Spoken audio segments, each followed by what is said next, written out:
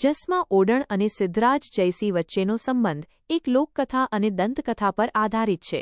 ઐતિહાસિક રીતે તેના કોઈ મજબૂત પુરાવા નથી. આ વાર્તા ગુજરાતના લોકસાહિત્ય અને ભવાઈ વેશમાં ખૂબ પ્રચલિત છે. વાર્તાનો સારાંશ.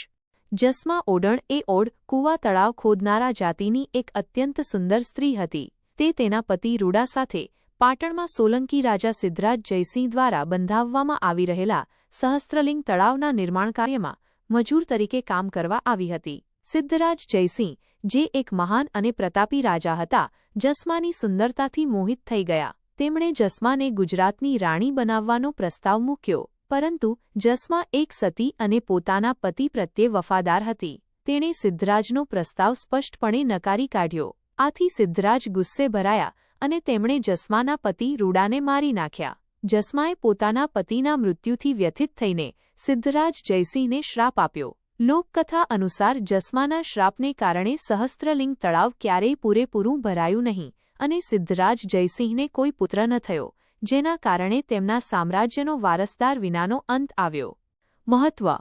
આ વાર્તા ગુજરાતી લોકસાહિત્યમાં, ખાસ કરીને ભવાઈમાં, સ્ત્રીના સતીત્વ, વફાદારી અને રાજાના સત્તાના દુરુપયોગ સામેના પ્રતિકારનું પ્રતીક બની ગઈ છે. પાટણ નજીક જસમાદેવી મંદિર પણ આવેલું છે, જે ઓડ રાજપૂત જાતિ દ્વારા 12મી સદીમાં જસમાદેવીના સન્માનમાં બનાવવામાં આવ્યું હોવાનું કહેવાય છે. આમ જસમા ઓડણ અને સિદ્ધરાજ જયસિંહ વચ્ચેનો સંબંધ પ્રણય, સત્તા અને પછી દુર્ઘટના અને શ્રાપનો હતો, જે લોકકથાઓમાં જીવંત છે.